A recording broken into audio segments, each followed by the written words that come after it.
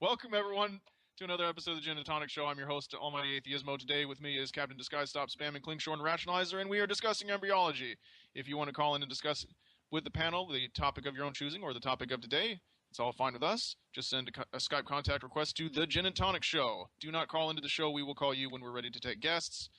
And we are going to kick it over to Captain Disguise. Captain Disguise has written a definitive rebuttal to the IERA's paper on embryology, and he's posted a video explaining the paper, and he's posted the paper itself, where we'll post on the video where you can download the entire thing and read it in full. It's very meticulous and very thorough, and he's going to go over some of the highlights of this today. And so take it away, Captain Disguise. Well, hello there. So,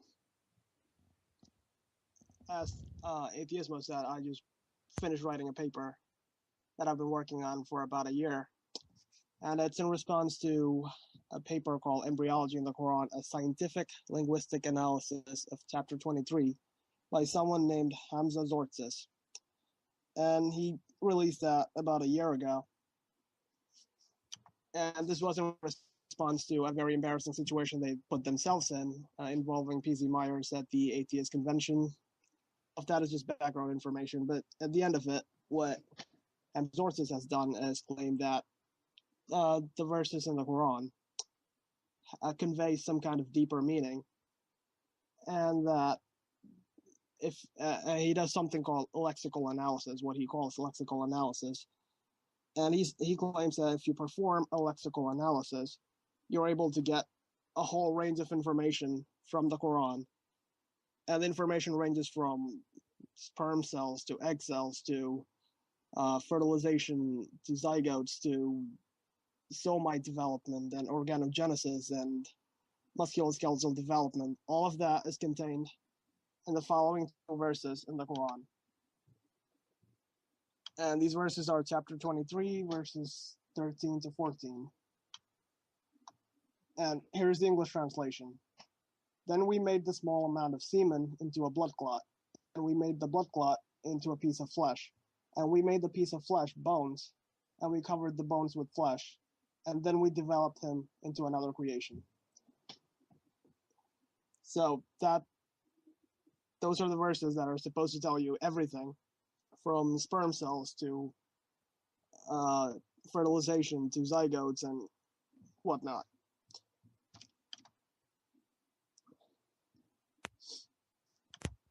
So someone raised the question, where is the egg in that description? Right. So that's where Hamza's lexical analysis comes in. But before I get into that, let me just give you a very brief description of what the verses are actually saying. There are like five points, which are semen, blood clot, a piece of flesh, and the flesh wrapping around bones.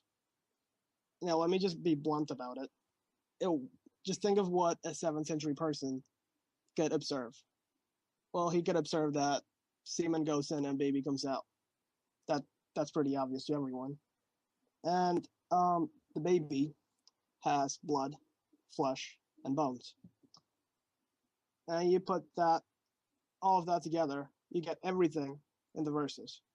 That's all there is. So, the entire embryology claim that the Muslims have been touting for the last 30 years just boils down to that. Just simple observation, nothing more, nothing less. Yeah, it seems like a lot of claims in the Quran that many modern apologists are trying to pass off as miracles is, someone saying, "Behold how blue the sky is, for Allah is merciful and really smart." And they'll say, well, how did they know? How did they know before we had, done this or that, or modern Western science had discovered that? And I thought, well, pretty sure the sky's blue most places. Don't know what is so miraculous about that. There's a lot of, everyone remembers the 2 episodes we did with Nadir Ahmed and how underwhelming a lot of his claims were. But Klingschor, you had a comment? Well, yeah, I just want to say that's the remarkable thing about embryology in the Quran, is that it's so unimpressive. It's things that Muhammad well, we know he knew. Like, nutfa, gee, do you think Muhammad knew what semen was?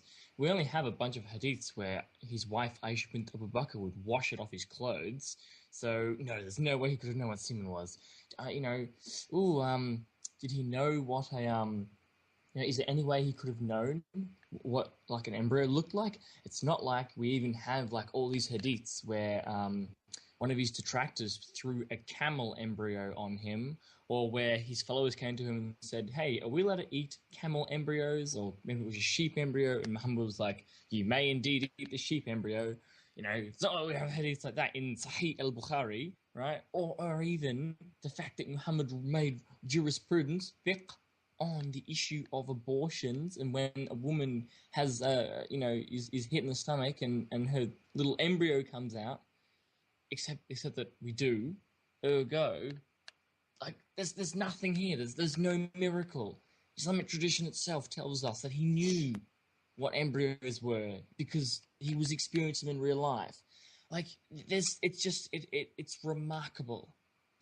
Remarkable how idiotic this claim is. Sorry, the Rationalizer had a comment, but really quick, I'd like to ask Klingschor, the fiqh ruling that you're talking about, is it if two men are fighting and a pregnant woman gets hit in the stomach? Is that the situation? Let me find you the exact hadith, but I believe it's something along those lines. If that's what it says, then he lifted it directly out of the Old Testament. Anyway, the Rationalizer.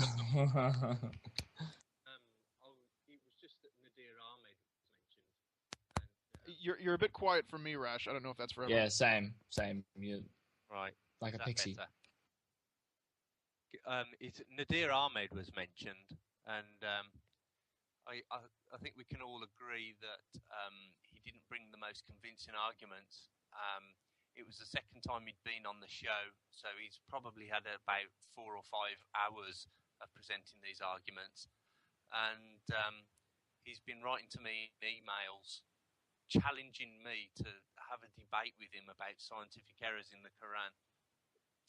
And I just wrote to him and said, I don't think this will be interesting. And he's like, how can you say that? You've got an entire channel dedicated to scientific errors in the Quran. I said, no, I didn't want to say this, but it wouldn't be interesting with you. And then the guy's written back and he said he's going to put on his website how I'm a coward and stuff. And then he called me a fink. So I just thought I'd mention because at some point he's going to probably badmouth me on his channel, but I just thought I'd mention it before it happened. No one will watch it. Anyway, Captain, you had more? Yeah,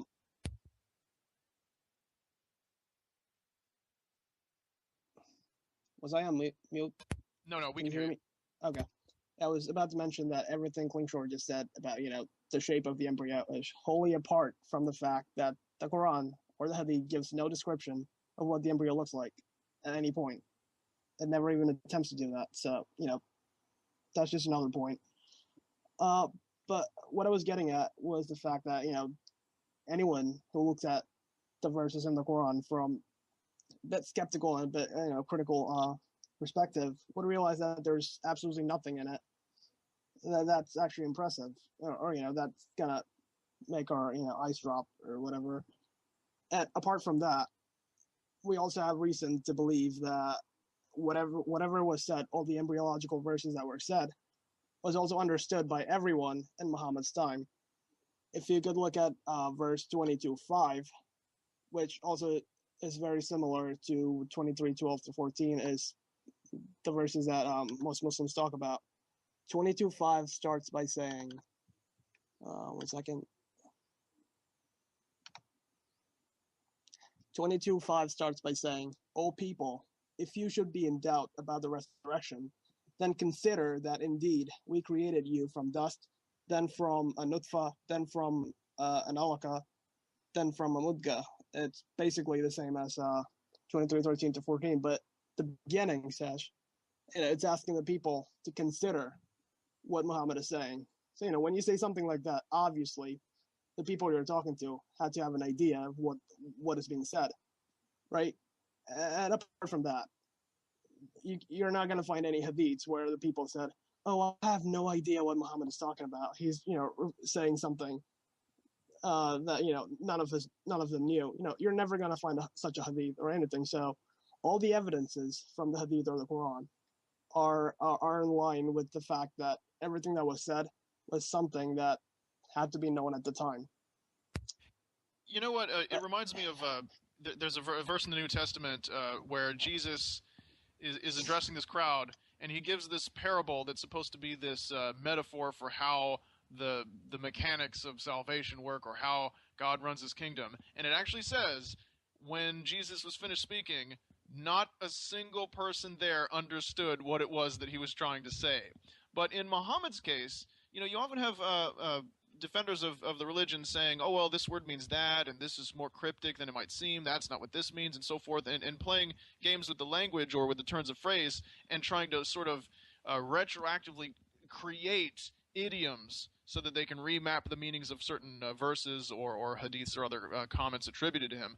But there's never any verse equivalent to like that one in the New Testament. There's never any indication, based on the biographical information that survives, that the people had a hard time understanding what he was getting at. It seems like they had already the knowledge base to understand what it was that he meant, and it's, in addition, it suggests that he was very sort of plain spoken about it. Oh, but before I go back to you, Stopspamming had his hand up. Okay, this is long past because I was going to do the intro to this because, but I don't want to take now the whole thing and turn it upside down, because what I wanted to say is that, Captain, what you have done is you've refuted the content, like I think all of us have done, showing that there is no embryology in the Quran and just creationism.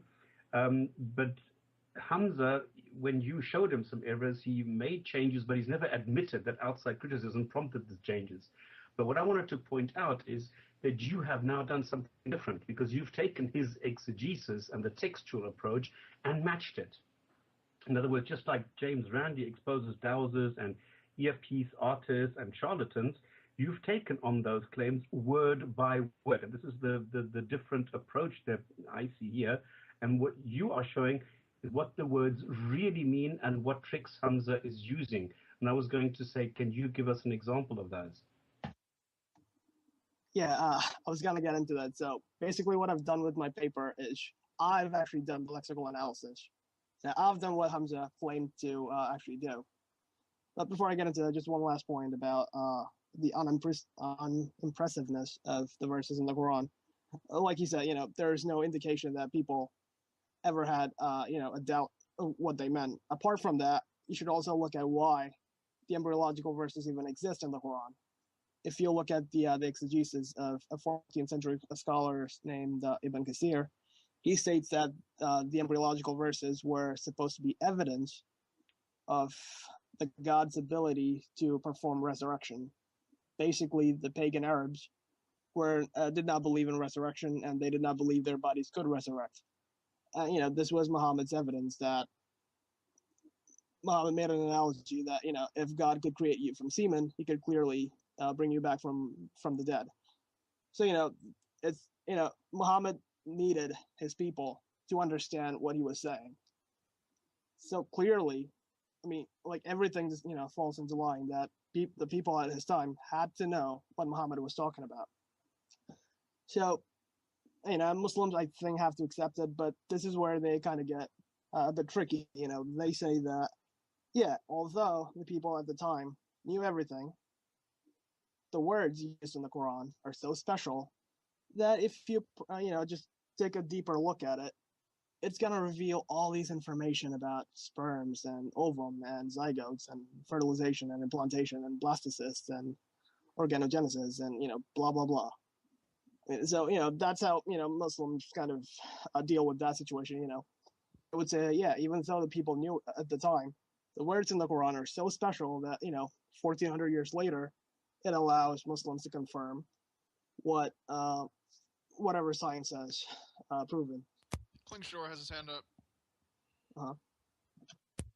Oh, I just wanted to say that, there's a hadith from the Muwatta of Imam Malik, which just goes into so much detail on the fetus of a free woman or a slave woman, and it actually says, right, listen to this. Malik said, the fetus is not alive unless it cries at birth. If it comes out of its mother's womb and cries and then dies, the complete blood money is to be paid, etc., etc., etc. So these guys clearly, the Arabs clearly had like an intimate knowledge of embryos and just from is it what's that? What's the type of abortion that's just natural where nature just punches you in the stomach? Is that right? That kind of abortion, and also the fact that the Arabs weren't vegetarian, from what I can gather, i.e., they were killing animals, and every now and again they'd find an embryo. I mean, just to give you one example, in Sunan Abu Dawood, it's narrated that Abu Sa'id al-Khudri said, I asked the Apostle of Allah about the embryo. He replied, eat it if you wish. So, I mean, Muhammad, and then again, in another version it says, we slaughtered a she-camel, a cow, and a sheep, and we found an embryo in its womb. And they asked Muhammad, should we throw it away or eat it? And Muhammad replied, eat it if you wish. The slaughter of the mother serves its slaughter. So they knew what embryos and fetuses were, according to Islamic tradition. Really quick before we go to the Rationalizer, this is a bit off topic, but I think it's a pretty good question. Someone asked me, from where did the black stone in the Kaaba mosque and the Kaaba itself, where did these things originate, and how did they become significant in the Islamic tradition? Klingschor, why don't you start off? It's kind of actually, well, generally it's thought that the stone was sent down to Adam, I believe. I'm kind of sketchy on the subject because I don't really care about it. It's just kind of Islam fairy tale background stuff. It isn't in the Quran, but I'll step in then. The black stone is considered to be the remnant of a meteorite or something of this nature. Nobody has ever been allowed to analyze it to see what it actually consists of, and except for that Shiite leader. Yeah, except for a particular leader of a sect called the Karmatians, who they actually were they were a sect just bent on antagonizing the mainstream Sunni Muslims. So that's I mean, he asked about the origin, but yeah, it's a good story, so I'll tell it anyway, really quick. At one point, the Karmatians, in just to be jerks and also to kind of undermine, say, okay, well, what. Where's your God now? One of those kinds of moments. They sent in a group of warriors. They either snuck past the security or killed selected guards, got in there, took the black stone, carried it away to this fortress on the east side of the Arab Peninsula, and the leader of the Karmatians actually put the black stone in his privy and urinated and defecated on it for, I forget how many months or years. And then they finally ransomed it back. They paid this large sum in gold, and in exchange, the Karmatians sent a person in who just threw a sack on the ground, and when they opened it, the black stone was in there, and it was just caked with feces. But they put it back in place as it was, and that was the end of that chapter. And Muslims have been kissing it ever since. That's correct. Muslims have been, and there is actually a story. I don't know how reliable it was, that they were not allowed to to really thoroughly clean it, because for ceremonial purposes that wasn't permitted, so it was still really quite filthy when they put it back, and people were still kissing it and had feces stuck in their beards. But as far as the origin of the stone is concerned, it was believed both by tradition and by some secular analysts to be the remnant of a meteorite, and that the pagans thought, okay, well, something falls down from the skies, which we think of as mysterious. They must have some significance. So it became an object, and they put it in the corner of this the Kaaba, which originally housed all these different alcoves for all these different deities that the pagans would worship, as sort of a one-stop shop for worshiping all of the different gods they believed. And what happened was, in the tradition, Muhammad claimed that the Kaaba and the stone were really originally the part of the religion of the true believers. What they didn't refer to themselves like that Tom Holland talks about. They referred to themselves as the believers, not as Muslims. That title, that demonym came later. But he said, okay, well, Adam, the very first man, built laid the foundation for the first site of the original Kaaba, and then it got destroyed in the flood, and then it was rebuilt later by later prophets. But he says originally it was of the true Abrahamic faith of the the God, Allah, Yahweh, whatever you want to call him, and that the pagans like hermit crabs had moved in and co-opted it for their own purposes, and that he was just bringing it back. Now there's an interesting hadith by Umar where he himself kissed the stone, and he said, well, he made a remark indicating that he was confused as to how this practice came about himself. He said, to me, you are just a stone, but I have seen the Prophet, who knows best, acting reverently in this manner, so I will as well, because he knows best. So, I mean, I think that maybe even he and some of the other Muslims were uncomfortable with the mixed message it sent with the worship of objects or idolatry. I remember way back when, I'm sorry, I know I'm going on one of my longer rants, I see people have their hands up. There was I think it was Thunderfoot put up a vid saying, I won't be talked to in a certain way by people who, worship or bow down and worship to pray to, an object that's in the city that no non-believer can come. He said that was hypocritical of them to stand in judgment when, this was kind of very symbolic. And someone issued a rebuttal to him saying, they're not worshiping the Kaaba. It's just the point that they're facing, and that distinction makes a difference. Now, I would split hairs with that person, because while, of course, they're not worshiping the stone, and they're not worshiping a stone cube in the form of the Kaaba or the mosque itself, the focal point that they are focusing on is not as different from the practice of idolatry as they would have you believe. What the tradition in Islam says is that the point that the Kaaba mosque is on is opposite a point in heaven that is sort of closest to the earth, and that's I forget the Daral something. It's like the opposite house of. It's like closest to the throne of God, I think is the way they put it, right? Now, obviously, they're not worshiping the materials out of which this mosque is built, but neither do idolaters, and this is a common straw man of we call them idol-worshipping cultures. But if you go to, whether you're talking about Egyptians, Greeks, or anyone who ever built statues of their gods, or whether you're talking about like a very primitive low-tech culture on an island somewhere in the South Pacific, if they build, if they just make a pile of stones and then they bow down towards it, they're not worshiping the stones. And this is where I think a lot of the Abrahamic traditions really strawman the pagan religions, is that these are, if you build a statue representing Apollo, you're not worshiping the statue. You're just using this as a focal point. So it's not as different as they would have you believe. Okay, but now Rationalizer and Klingschor have... we'll go Rash first. Rash has been waiting a while. And sorry I went on long, but... I think he said something like, I know you're just a stone with no ability to harm me or do me good. And I don't know why I kiss you, and I wouldn't accept that I'd seen Muhammad do it before me, or something like that. I know which one you mean. The point about the throne, Mecca being the closest point to the throne of Allah, if you imagine a static earth, geocentric universe, everything goes around the earth, and then Allah's throne at the top of it, that would make sense.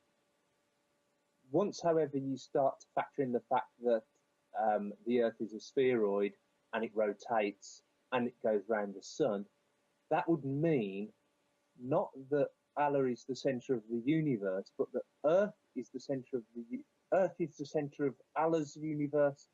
Allah spins around on his throne every 24 hours around the Earth, and every 365 days around the sun, just so that Mecca can be the closest part to the bottom of his throne. That's the first observation I made. I said the throne of God is a very nauseous place because God is basically on a teacup ride at the carnival. He's spinning in multiple directions, spinning in place, and then going around and up and down and shifting. Klingschor, you had something. Oh, I just wanted to mention, you couldn't hear me laughing, but I never thought of that before. God's just hanging on to the edge of his throne. So fast. Anyway, yeah. Actually, according to Maxine Robinson, in pre-Islamic Arabia, it was actually very common for the Arabs to quote unquote worship at meteorites. They would actually enshrine meteorites in Kaabas. It was like a common thing. There were lots of Kaabas throughout throughout pre-Islamic Arabia. Also, you're absolutely right. Like, I know for the ancient Greeks, for example, having a shrine and like having a statue in a shrine was to kind of ground the god into the holy space. The fucking statue, the bloody statue, isn't the god itself. It's meant to just sort of bring the presence of the god into the space. It's like a conduit.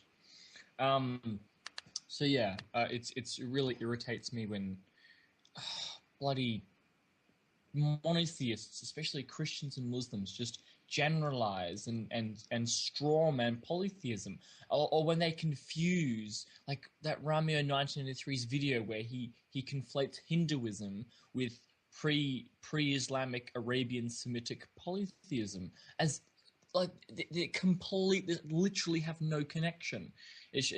But they both have multiple gods. So hey, it's all polytheism. This kind of generalization just irritates me. Yeah. Rash has his hand up, but really quick, the person who asked me that question also asked me this, and this answer will be a bit shorter, I think. He says, I have another different question. He says, we know that whatever Muhammad said was only written down, several hundred years later. Since this seems to be the consensus, how can we ever know if this is if Muhammad really said any of this, since this is all from hearsay? The answer is we can't.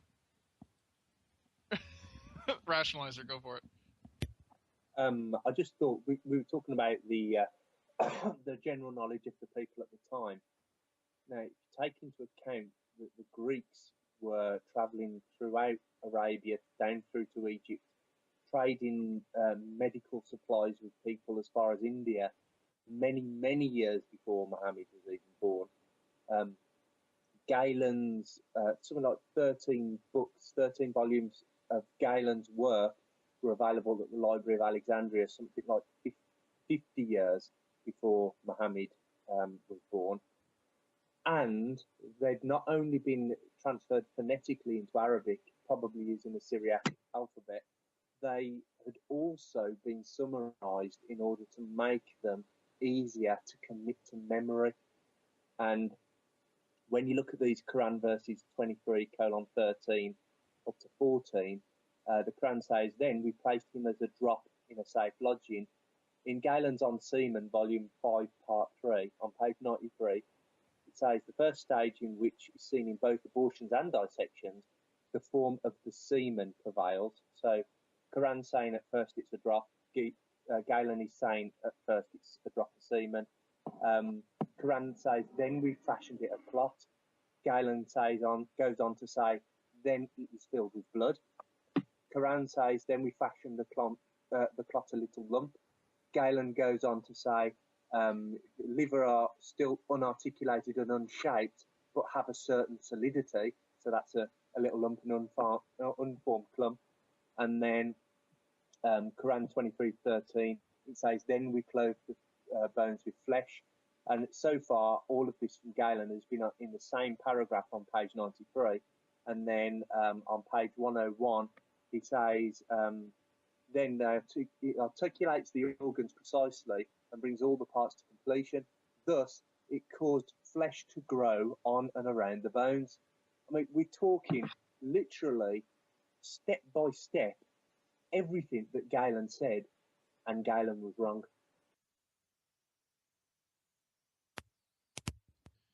Okay, so I hope we didn't get too off topic for too. Well, I mean, Rash brought it back to embryology, of course, but let's move on to some more points on your paper, Captain. Yeah. Okay. And let me just continue. Just one point on what Rash said.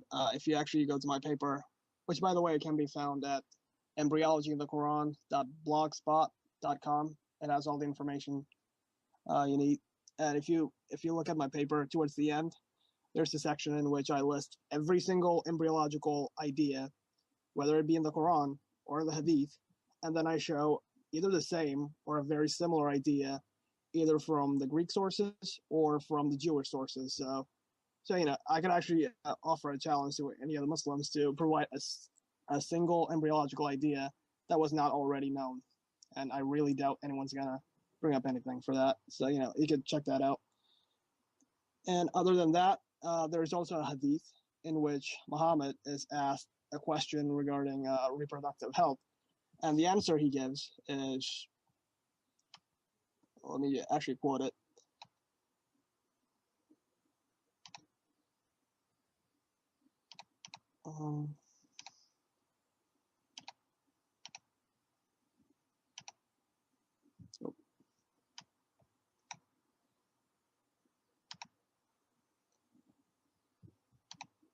While you're looking for that, because I know it can take a while to rummage through.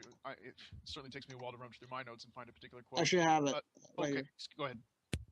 Yeah, okay. So Muhammad was asked a question about whether it's okay to have sex with a woman who is suckling, breastfeeding, breastfeeding. And the answer Muhammad gave was he was about to prohibit that, but then he considered that the Romans and Persians did it, and they were okay.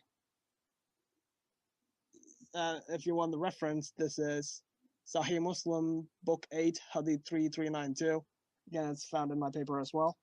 So, Muhammad didn't even have any problem, acknowledging the fact that he did have information about, what the Romans and the Persians did.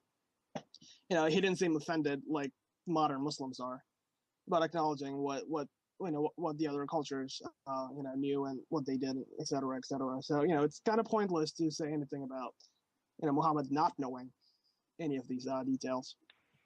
By the way, so coming off Muhammad, to take it back to Hamza's paper specifically, have you got any comments on the methodology that Hamza has used? Or if he's had to turn a blind eye to certain facts or anything along those lines? I'd be quite interested in what your opinion is on that. Do you mean with regards to history or with embryology? In regards to seeing something, thinking, that proves me wrong, I'll just ignore that and find something else, whether it's history, embryology, whatever you like. If there's anything that springs to mind, then that, because I'd like to discuss more the IERA paper specifically, because that's what you've written about. You've written about Hamza's claims, basically. So I think it might be interesting for you to give some kind of an opinion as to the processes that he used and so on. Why don't you start at the beginning? Because I remember that you said something that the beginning of the whole text is where he showed a lack of knowledge was when he spoke about the clay. So if we start at the top and start with the clay in the beginning of the whole process, is that something where he shows that he knows the Quran and he knows what he's talking about when it comes to embryology and mixing that up with the Quran? Okay, so I'll start from the beginning. So what Hamza has claimed to do is that he says he performed something called lexical analysis on 8 different phrases in the Quran. Some of them are just words. So, he gets 8 stages at the end. And he says, after you perform a lexical analysis, you get all kinds of meanings that would not be evident if you were just reading it, So his first stage is something called, actually before that, and what he claims to have done is, what he means by lexical analysis is that he looks at each word in the Arabic, and he looks at what classical and academic dictionaries have defined those words. And then he says those meanings correspond to whatever he finds in modern embryology. And that is something that I want everyone to keep in mind, that he claimed to have used the academic and classical dictionaries to define the words. The funny thing, of course, is that when you actually look through the definitions he gives, there are like very few that are actually found in any of the dictionaries he actually, sources or references to. Very, very few.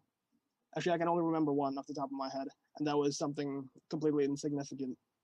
So most of the definitions are not where he claims they are. So just want to confirm that he's quoting people or sources and saying this is what they say, but then if you go to that source, they're not saying it at all. Yeah, I can speak to that myself because when he first came out with those claims and he was citing Lane's Arabic and also the Lisan al-Arab, I looked up in those, and in many cases it either didn't say what he wanted to say, or sometimes there was no entry at all for the word that he was saying he found in these sources. So, I mean, especially Lane's. Lane's is not very comprehensive. The Lisan is. The Lisan is very detailed, but Lane's is a much shorter book, and sometimes he would say he got it from these two sources, and some of the words, there wouldn't even be an entry for that particular word in Lane's lexicon, which would seem to indicate that there's never any real controversy around it. I mean, this isn't even quote mining. This is quote invention. A quote mine, you can take what someone didn't mean, cut out a little bit in the middle and pretend they meant the opposite of what they were saying. But when you're citing things that aren't there at all, that's not quote mining, that's just outright lying. I think the way he could get off the hook is to say, okay, I used these two sources, but I should have mentioned some of them are only in the Lisan. I mean, that would be how he could get himself off the hook. But yeah, I think he just got lazy, to be perfectly honest, and or delegated his research to someone else who was not very responsible. Because does he really think that all the people in his corner that no one's going to know better or nobody's going to look it up? What's happened is even funnier because most of the other lexical analysis definitions he provides are things that has been on the internet on Islamic apologetic websites for a very, very long time. So, they themselves say that, this is from Lisan al-Arab, blah, blah, blah, but they're not actually there. So I think, for most part, Hamza is just copy whatever is on Islamic apologetic websites. And let me just get into specifics then. Maybe that will help. Yeah, so, I will, if that's the case, I will give him a little bit of room to breathe. Because if it's not a deception of his own crafting, I mean, it's still very irresponsible. But I do think there is a different, we encounter religious people who regurgitate arguments that they don't fully understand or haven't researched, and I try not to be as hard on them because they're not deliberately trying to deceive me. They're on the receiving end. So even someone who's relatively at the top of the apologist food chain, if they didn't make the argument up, I'll still say that it's not as bad as if he had known better. But of course, we don't know. We don't know what he knows. Klingschor, you had a comment. Oh yeah, I just wanted to strike an analogy. There are a couple of Copernicus's. I think this is an analogy to show that it's kind of extremely likely that Hamza just blindly copied the mistakes of others and didn't even do any proper research. Let's strike an analogy with science and history. There was a famous Muslim astronomer. I can't remember if it was Ibn Ashatir or if it was Atusi, but he copied from both. It doesn't matter. Who made, did some astronomical calculations and drew some diagrams. And mysteriously, Copernicus has diagrams that are identical. But the thing is that in the Arabic diagram, there is a mistake in one of the letters, and Copernicus repeats the exact same spelling mistake. Same Arabic spelling mistake, which proves that Copernicus was actually copying. Copernicus didn't copy his theories or anything, but it shows that he in the case of these diagrams, he just plagiarized them. the mistake is particularly the tell. So when we've got Islamic apologetic website, for example, answeringchristianity.org or whatever, saying that the Lisan Arab says that nutfa means this definition, and then Hamza Tzortzis repeats this claim saying that nutfa means this definition, even though Lisan Arab doesn't, it shows that Hamza has just plagiarized without even looking into it properly, as evidenced by the repeat the exact same mistake, which if he actually had of looked in Lisan Arab, he would not have made that mistake. You're saying Hamza Tzortzis is just like Copernicus? No, I'm saying that Hamza Tzortzis didn't do proper research and simply plagiarized a lot of his arguments from websites. Yeah. Yeah. Well, it's funny. When you debate religion or philosophy online, and you get used to all the different arguments and tactics that are used, then you make the mistake of arguing with someone in real life. I have a lot of religious acquaintances, and when you argue with a believer in real life, they are often so uninitiated in the debate. I've said this before. You start to feel like a bit of a bully, or at least I do. Yes. Oh my goodness, you're right. It's just so easy. You see everything coming from a mile away, and you have to be a lot more gentle because they're not used to it, and it might be the first. They might be so entrenched in a community of believers that it's the first time that they're ever showed up. And I think that explains a lot of the antipathy that they have towards people who don't believe their religion or people who are irreligious, is the way that they can sort of be so easily humiliated by a non-believer if that non-believer has experience in debating this kind of thing. But I do think that we should, for example, when you argue with sort of a rank-and-file religious person, you hear a lot of the same bad arguments that the Hamzas or the Craigs or people like that will come up with. But I don't think we have to be very careful about who we accuse of outright dishonesty. If it's not an argument of their origin, they certainly are being irresponsible. But like I said, if they didn't come up with it, or I guess the middle ground would be someone like Nadir Ahmed, who it seems like he does. Well, I mean, I've heard some of his arguments from other sources before, but it seems like he does think these things up. But in his mind, I don't think there's any real dishonesty. He seems to be convinced himself of his own arguments, despite what we see as their utter lack of merit. But then, of course, there are people who are just really at the apex of deceit and dishonesty. For example, if you know, what is it? Zakir Naik. Yeah. I mean, that guy is clearly the engine of his own argumentation. He has his own little workshop where he makes up things like the ostrich egg argument and things like that are clearly nonsense, and he should know it if he's as knowledgeable as he says he is. Then you have that other guy. What is that guy? He's this kind of really, really scrawny white guy. His name is also Hamza, or is it Hamza Yusuf? Yeah, that's right. Yeah, Hamza Yusuf. Now that guy, if you've heard him speak in English and Arabic, you know that he's fully bilingual and his Arabic is very good. So when he says that the word in the infamous wife-beating verse really means, it doesn't mean beat her, it means assume an arrogant posture. Well, he's too knowledgeable. He is too knowledgeable. He is just lying through his teeth. Whereas I've actually heard him say that the word is also used in the phrase to walk away from someone because it means to beat the ground as you walk. Yeah. And I think, well, that's still your feet banging on the ground. If you said to me, well, what I want you to do is something resembling your feet banging on the ground, I want you to do that to your wife's face. I think, no, you're asking me for domestic abuse. It's obvious. Yeah. I mean, the thing is, in his case, his Arabic is too good. He knows that that's a lie.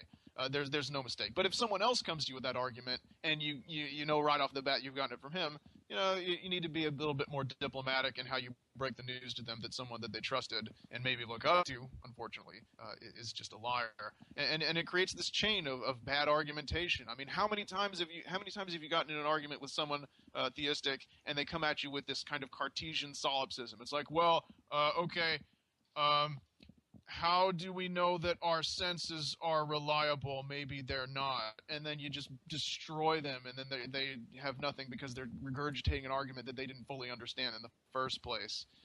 The other guy is Aslan, who has a PhD and comes on public television and says, oh, well, the Quran has many verses that say that women are equal. As a matter of fact, that's the whole message of the Quran is men and women are equal. Makes no mention of any of the verses that clearly torpedo that whole characterization. I mean, that's not a difference of interpretation or how they would characterize it. I mean, that's just a bald-faced lie, and since he has a PhD in the shit, he should know. There's no way that that's an honest mistake or a misunderstanding that's been passed to him by someone else. He's just lying, pure and simple. Okay, so the anomalous argument that always makes me cringe is the one where believers try to justify something that is clearly immoral, like in the Bible where all the children's heads are smashed on rocks and things like this.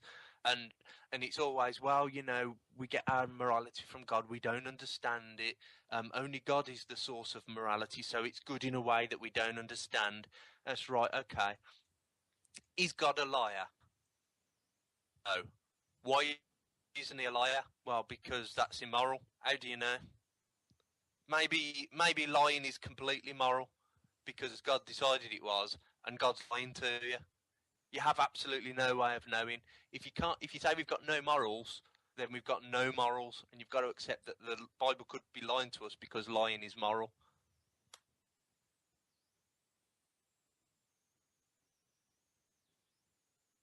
Shall we go back to Captain for a bit? you haven't said anything. Do you have any comment?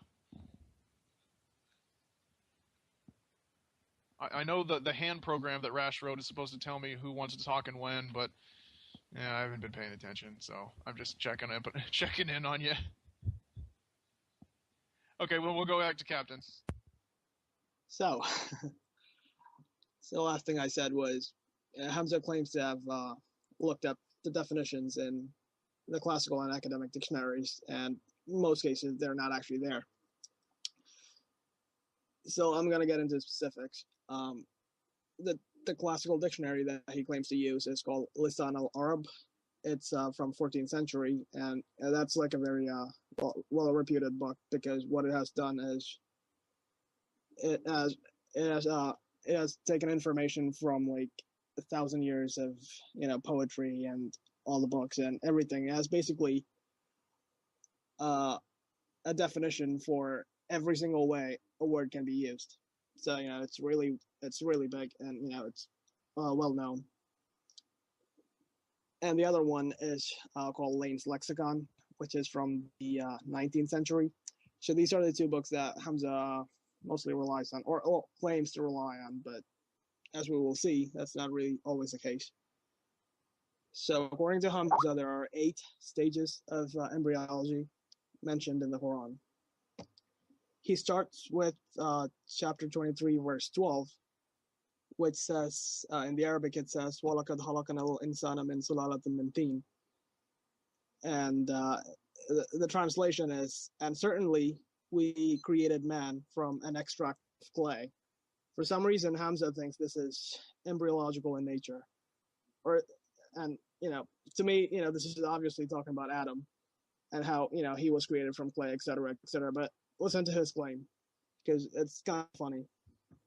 He says that the word, because it says man was created from an extract of clay, he says this is actually referring to the chemical elements found in clay.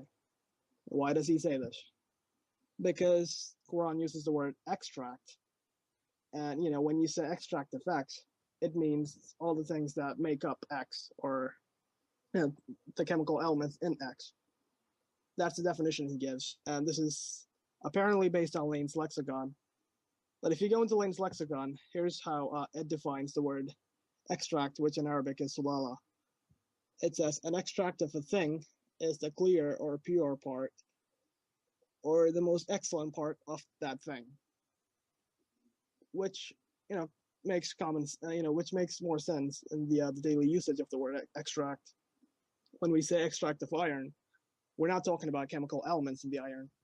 We're talking about the iron itself. Extract of honey, we're talking about the honey itself. even the phrase extract of clay is pretty common. It refers to clay itself. But according to Hamza, it's referring to the chemical elements that make up clay. But really, just that's not actually found in any of the academic dictionaries. So that's one example of where he claims that something is found in the dictionary, but it's not actually there. But I just want you to think about what the scientific consequence of his logic is. If you're allowed to define extract as the chemical elements making up something, you could say anything is the extract of anything else. Someone in the chat posted that clay is commonly composed of aluminum silicate, and aluminum and silicon are two elements that are conspicuous that they're not used in most life processes. Whereas, the fact of the matter is, you could go on a walk through nature, scoop up dirt, and organic chemistry, if anyone's loosely familiar with it, a lot of the stuff that's in that dirt in your hand is also in you, and also in all the animals. You go to find some chalk near some cliffs. A lot of the calcium in that chalk you also have. You can just go around, find rocks and inanimate things, and the common elements are common. But he managed to pick a substance, ironically, that had two common substances that don't function in any necessary way for life. I mean, it's not like he could have picked sodium, potassium, carbon, anything. He could have picked all these vital functions. He managed it's like I read a book recently. This guy, he says, "Doctor, I may have to commit suicide after I sign this embarrassing treaty because this general, he's a colonel actually. He says my men might feel that they betrayed him. After this, I want to kill myself. I want you to paint a little point on my chest exactly where my heart is." And the doctor doesn't want him to do it, so he paints a point where he can put a pistol right to his chest, fire it, and the bullet passes through without touching any vital organs. Now, of course, that's impossible, but that's just what it made me think of. He managed to try to shoot himself in the chest and not hit any vital organs because those are two elements that just aren't necessary. I mean, it really is. It's amazing. He defied all odds. You could have blindfolded yourself and taken a dart and thrown it at a picture of the periodic table and hit an element that was necessary for life, and he threw two of them and didn't. Rationalizer, go for it. I was just going to say, it's just as easy to say that we're made from an extract of squirrel. And, that would be just so much more accurate than clay, because we do share a hell of a lot more in common with squirrels than we do with the usual consistency of clay. So, that would have been a vast improvement, I think. It would have interested me if I opened it at first. We made you from an extract of squirrel. I'd have thought, oh, this is going to be fun. Right, and the example I given, or the example I wanted to give, but then I took it out because I thought it would be offensive, was, if Hamza's definition is considered valid, he would have to agree with the following statement: Muhammad is made from an extract of pigs and wine. He would have to agree with it. I don't know if you intend to do it, but I really think you should.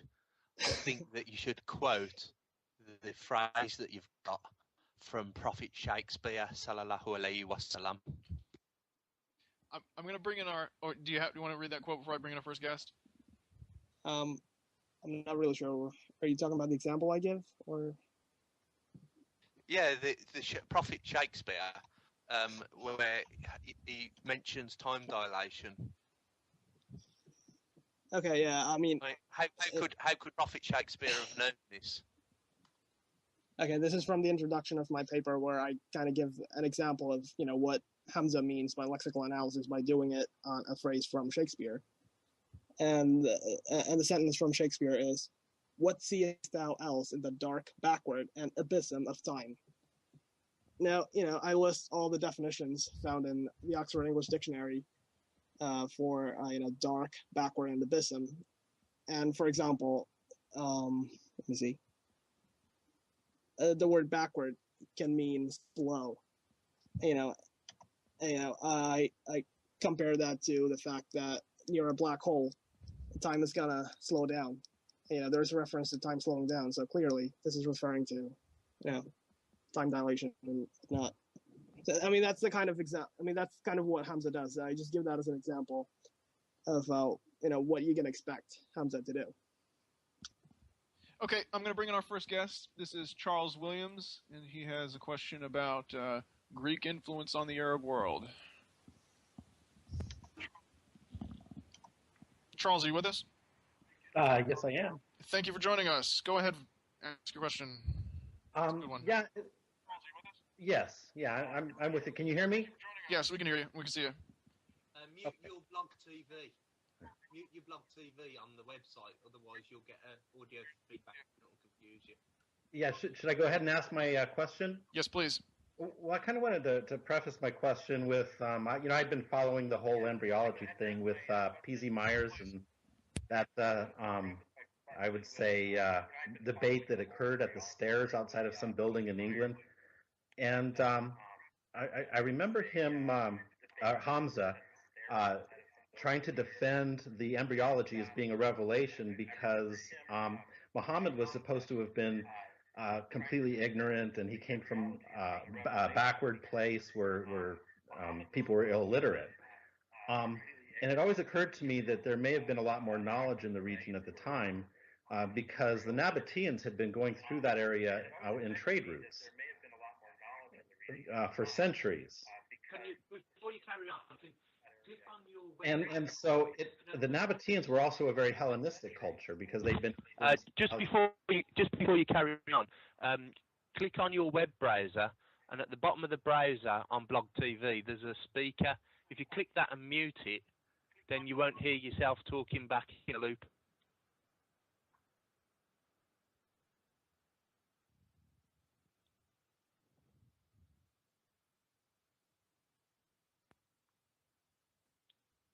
Well, He's muted himself by mistake. no, you've muted your mic on Skype. Unmute your mic on Skype. Just for now, just close your browser or something like that. Oh, close your browser. Okay. Yeah. Gotcha. That'll be easier. For now, just close your browser. Something like that. There. Okay. This is my first time on Blog TV. That's fine. It was happens. very confusing hearing myself, so thanks. Hello? Yes, we can still hear you. Anyway, so now, Klingschor, how much we know about it? The Nabateans, they were, if I'm thinking of the right group, they were based in what is now Yemen? They were up in Jordan, I think. Oh, really? Yeah, they were in Jordan and all the way down into Madain Sulla. Okay, I'm thinking of the Sabaeans. I had those two confused, I think. The Nabateans were in Jordan, and there was also a very powerful Hellenistic or Greek culture in other cities like Jerash and Philadelphia, which is now modern-day Amman. Mm-hmm. And so there was a lot of Greek influence at the time, well, maybe before Muhammad's time. And so that the knowledge of the Greeks, including people like Aristotle and Galen, would probably have been prevalent in that area. As I understand, didn't Muhammad even make a trip to Damascus at one time with his uncle Abu? According to the tradition, yes, he did travel up there on at least one recorded occasion with I think his uncle's caravans, and they don't say how many trips he made, but this was how the city-dwelling Hijazi Arabs made their living. It was their primary industry was trading up and down the highway between the Semitic peoples living in the Levant or in Egypt, and that selling them stuff that they had bought from the southern Arabs who had shipping going all the way to India and China. So I think that far from being Hamza's argument seems to be akin to saying that the Hijaz was in this cultural glass jar. But in reality, I think that people there probably traveled more than most people at the sort of serf or peasant level of class of society did worldwide. They would have known more about surrounding cultures or even distant cultures as far away as India and China than most people would. Your average, the world was a much bigger place because travel was so much more difficult back then. But like I said, the Hijazi Arabs, they had they were a rope strung between two very different parts of the world. So it's really quite the opposite of how Hamza tries to portray it. But Captain, you wanted to respond? Yeah, I actually give a quote in my paper from a historian named Irfan Shahid, and if you remember the dialogue that Adnan had with P.C. Myers, he states, Irfan Shahid is like the best authority there is on pre-Islamic Arabia, and this is a quote from his book. He states the Arabs had 11 centuries or so of cultural relations with Rome on the Tiber and Rome on the Bosphorus, and even a longer period of relations with Hellenism, whether directly through the Macedonians or through the mediation of Rome. We're talking about 11 centuries of trade relations. So how you get from there to say, they had absolutely no transfer of any kind of knowledge, it's upon them to show that why, such a condition would exist anywhere. Yeah, I think that's something that kind of needs to be emphasized, is that Muhammad himself was not an illiterate idiot that they're trying to make him out to be, like he was in a vacuum and he had no knowledge of the world and suddenly he had all this knowledge. I think it's very interesting, what was the intent for him to put the knowledge that he had or that he had been subject to into the Quran? What was his reason for putting it in there? Of course, he wanted to make it seem like it was more a broad scope, almost like an encyclopedia of knowledge that was given to him, by a higher authority, being Allah, of course. So he probably had an intent for putting it in there, but it's clear that it has the same, the same scientific errors that Galen and Aristotle had. And Galen and Aristotle, Aristotle, he got into vivisection and he got into dissection, and so it's clear where he could have gotten the knowledge by direct observation without a microscope. And so this knowledge would have kind of slowly transferred through the Hellenistic world, through the schools and everything else. And I just think that there had to have been exposure for the people, even in the Arabian Peninsula, to that knowledge. There were a lot of Arab cultures that had become very, very Hellenized, including in the Saudi Peninsula. If you look at the Nabatean architecture in Madain Salah, which is a stone's throw from Medina, you can see in the architecture the entablatures, the pilasters, the phrases, cornices, all modeled after Greek architectural styles. So it just makes sense to me that there was there was knowledge from other cultures within those societies, and that Muhammad was aware of some of the science and some of the things that were part of the academia, and he wanted to incorporate that into the Quran to make it seem more knowledgeable and more more from a higher authority. Oh, what was the name of that site you mentioned? Oh, Madain Salah. Yeah, well, if you are going to take a trip to that place, you better do it soon, because the Saudi government is tearing down historical sites like they're selling hotcakes. It's really quite a shame. Rationalizer, you had something? Yeah, the issue of well, first of all, equating someone who's illiterate to someone who's stupid is really quite offensive. I'm sure there's plenty of illiterate people in the world. The primary transferal method of information for these Arabs was oral anyway, so he was just as able as anyone else to learn. Galen's work was the de facto standard medical encyclopedia for almost the entire world for well over 1,000 years. This is the kind of influence that Galen had on the entire world. It was absolutely amazing. So to say that people in that region didn't have any access to Galen's work, even though we knew it was already translated, written down and abbreviated for memorization, it is absolutely ridiculous. And then on the one hand, to claim that Mecca's out in the middle of nowhere, nobody could ever go there and tell anyone anything. But at the same time, say it was a busy trading port, and Muhammad was a trader, and the bit in the Quran that says that they walk past the ruins of Lot on a daily basis, even though it's over 1,000 kilometers away. This isn't an error because those Arabs used to travel a lot. So on the one hand, the Quran's not wrong because the Arabs travelled all over the place, and then on the other hand, Muhammad, who himself was a trader, couldn't have known anything because he lived out in the middle of nowhere and never went anywhere. Yeah. Well, it seems to me also that Khadija, when she married Muhammad, was looking for somebody who was an intelligent person. She owned caravans, as I recall. And she was probably looking for somebody who could help her manage her caravans. And Muhammad seemed like an honest, decent person or something. I don't know. She found something in Muhammad that she was interested in. I think you have a point in that. If you're a captain at port and you need replacement people, you want experienced sailors as opposed to people who are green. So he probably must have known what he was doing, or she just took a fancy to him. But it makes sense if unless they're, like I said, unless she just took an eye, had an eye for him and just it was just love at first sight. And then as far as his employer relationship with her, it makes sense that if she's going to bring him on in any kind of a leadership capacity, he must have had experience with these same said caravans going up into Syria, Palestine. Yeah. Captain, you had a comment? Yeah, I just want to make one point, and I think after that we should get back to discussing the specifics of embryology.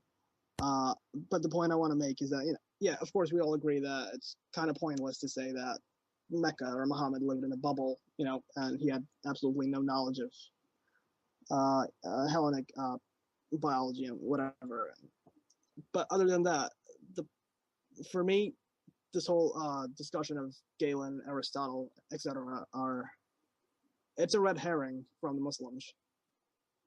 If you see my paper, I only talk about the Galen Aristotle thing maybe in like 10, 15 pages. Everything else is purely discussing what's written in the Quran and what Hamza's claims are. I could even give you, even if Galen and Aristotle never even existed, there's absolutely nothing in the Quran or the Hadith, that could not be, derived from direct observation or extrapolations based on observation. So, to me, Muslims, keep talking about Muslim apologists keep talking about Galen and Aristotle. It's a bit of a red herring just to, make us furious and, not look at what the Quran actually says. Klingschor? Yeah, I actually must leave early, I'm afraid. I'm very sorry. Unforeseen circumstances. But I just wanted to say, the hadith mentioned before, wherein Muhammad mentions the Al-Rumani, the Romans. I just thought to point out that by Muhammad's time, Romans actually meant Greeks. All the Romans were actually Balkan and Anatolian Greeks. The language of the Roman Empire was Greek. So, yeah, just even more reason to think that Muhammad actually had access to Hellenic knowledge. And the idea that he couldn't read is one of the most ridiculous things I've ever heard. Given that he was a merchant, he would have had to have some basic knowledge of language. I don't know. You'd think so, but at the same time, there were illiterate merchants in their day who just used tally systems or had some one scribe.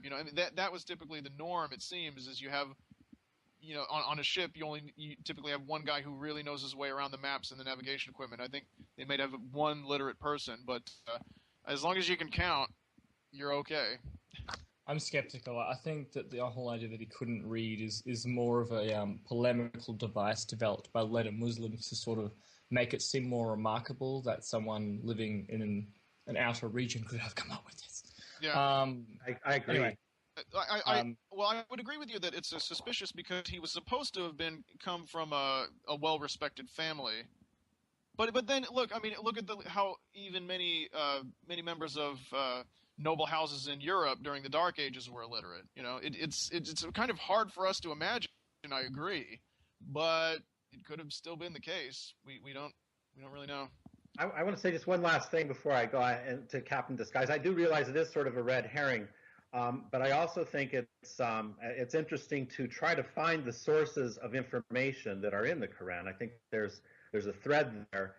that has been totally misconstrued by people like Hamza, and I think it's more interesting to me anyway to find out, well, what were the influences for Muhammad to incorporate that? Because it's obvious that this is not real embryology. I can open up a 7th grade embryology book and find more science of embryology, and all those scientists who contributed to that, they're not all prophets. But I think that people like Hamza are doing a lot of damage by presenting it this way, as though it is some sort of miraculous science that has been incorporated. It's not healthy for Islam, that's for sure. Okay. Yeah. I'm sorry, Klingschor, if you have to excuse yourself, thank you for your contribution. We always appreciate it. And Stopspamming has a comment before we go back to Captain Disguise. I've actually got a question, Charles. Given that we have all made videos on embryology, refuting the contents regarding embryology, and now what Captain Disguise is doing, he's taking the stance of looking at the textual contents and environment and refuting that as well. What do you think, after Hamza has made such an idiot of himself in Ireland, and after all the videos that we have made refuting him, what do you think is the appeal of Hamza to Muslims? Why do they still cling to him? Well, it's a reinforcement to them. They need that constant string of reinforcing that what their Quran is miraculous, and they're so strongly geared towards their delusion. Their mind is so set in delusion that they hear what he says, and it's almost like a child seeing a cardboard box with plastic toys, and that child sees that as treasure. He sees that as gold, and he's a pirate. It works with their imagination. That this illiterate comes out of the desert not knowing anything, and God comes and speaks to them. But in reality, Muhammad spent a lifetime gathering knowledge and information and putting it into a system that actually appealed to probably the ignorant people who were around him at the time. And he was probably more traveled than most of the Medina or the Hijaz. And he understood the people that he was around, and he was able to manipulate them through their spirituality and their ignorance. And Hamza is doing just as well today by carrying that message forward and using that excerpt, saying that, look, it's a miracle that he came up with this. Well, Muhammad was also trying to make it look like it was a miracle when he incorporated it in his message. So it's almost like Hamza is probably using a similar technique or methodology that Muhammad used, a psychological one, to manipulate the people who were geared to that type of thinking. Yeah, exactly. But now, Captain, you are using now the approach that Hamza is using, also the lexical analysis. Do you think that this is going to have an effect or any kind of impact on Muslims looking up to Hamza to give them comfort? Well, my challenge to Muslims are, if they think Hamza is right, refute me. I challenge you.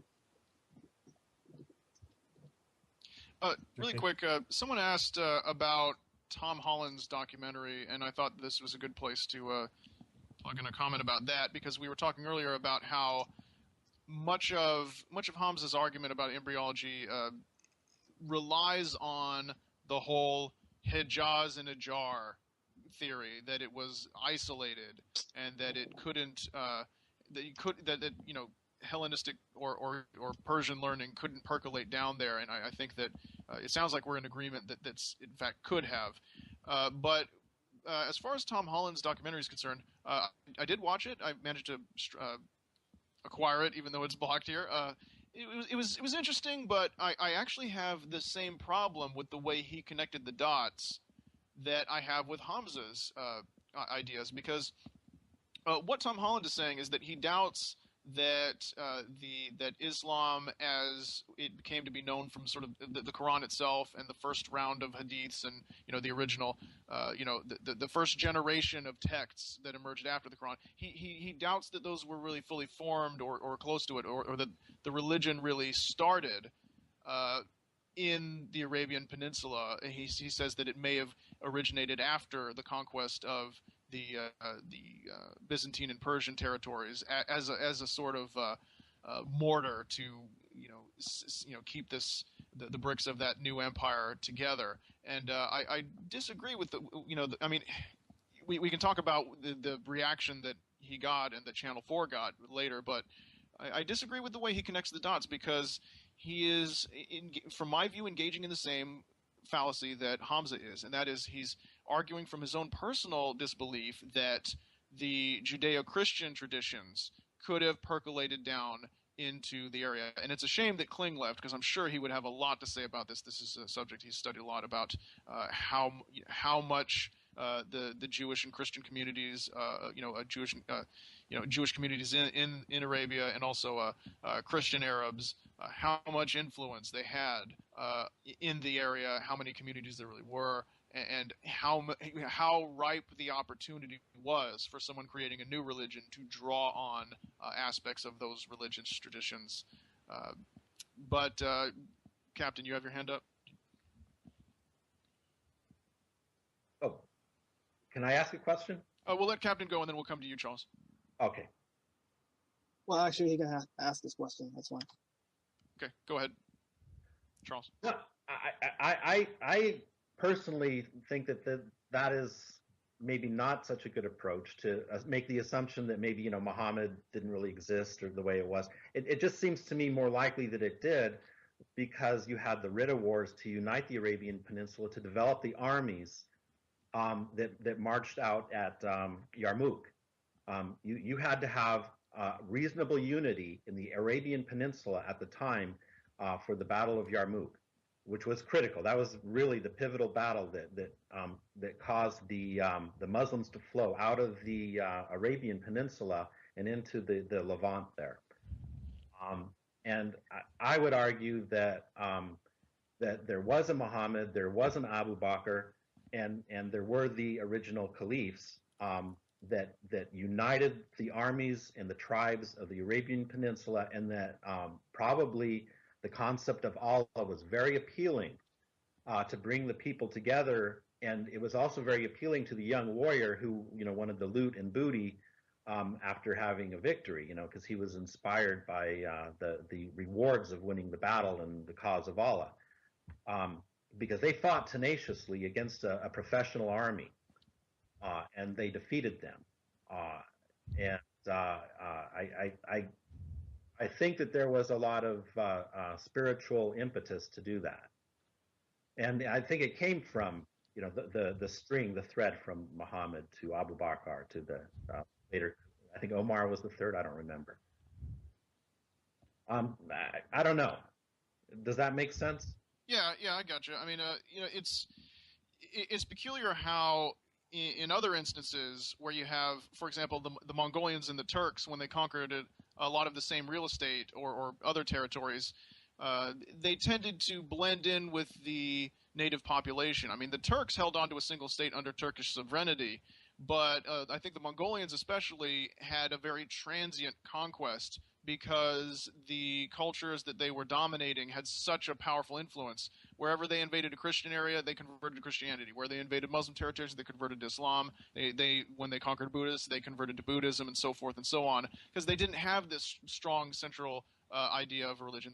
A lot of people who wrote accounts of the Mongolians, people who were being conquered by them, said they couldn't tell you anything about the Mongolians' religion, because their folk beliefs were so thin on ritual and on any kind of art or literature that they produced. So, the fact that Islam survived contact with these other more sophisticated cultures after the conquest says that the people who were proposing it, or people who believed in it, that their conviction must have been pretty strong. Their sense of group identity, at least, must have been very powerful. Rationalizer. I was just going to say the comment about them defeating these really professional armies. You've got to take into account that these two armies had been at each other's throats for a very long time.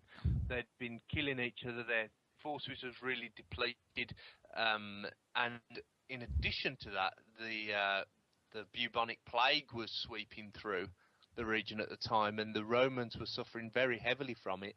And there are apparently accounts of people talking about how some of these Roman cities were like ghost towns, and that the vegetation was growing out from the ground, and you'd have goats grazing in the street and all kinds of things.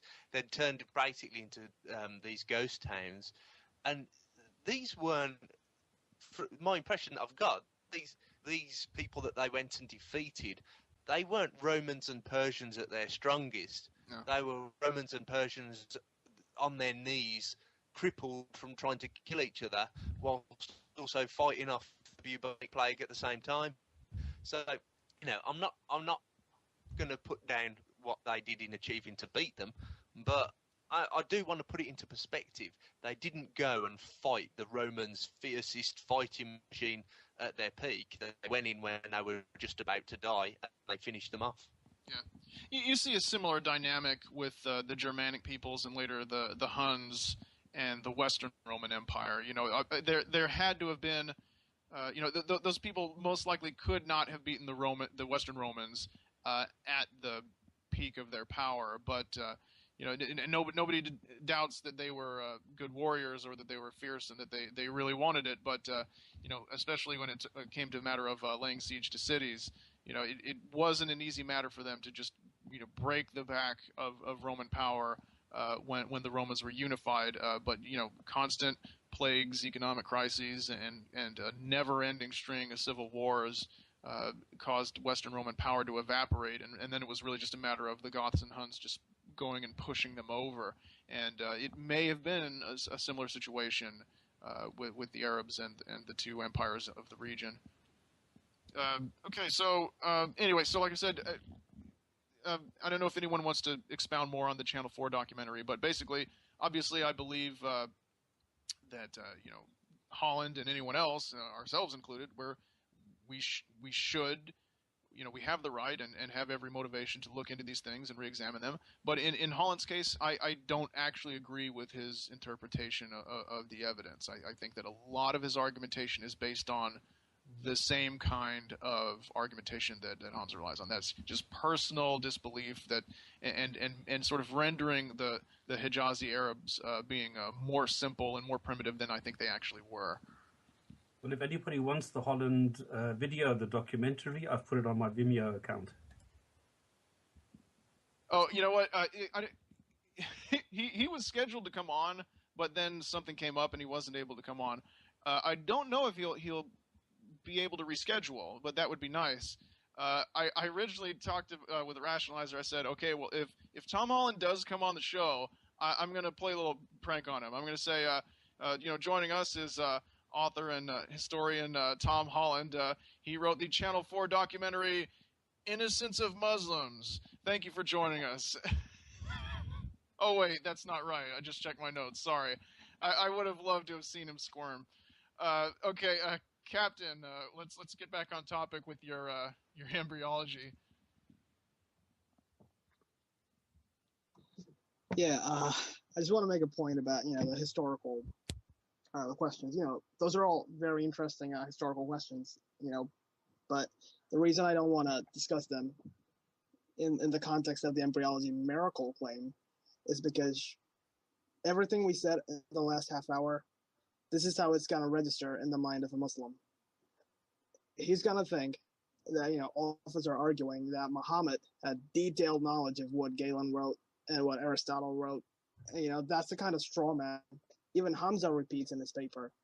To me, responding to them is not even worth it because of just how pathetic it is. So, to me, the whole historical discussion of, where all this knowledge came from is kind of a red herring that, Muslims just like to pull out because of how weak their actual claims are regarding the Quran. Yeah, I got into a brief sparring session with Hamza and IERA supporter about this very issue, and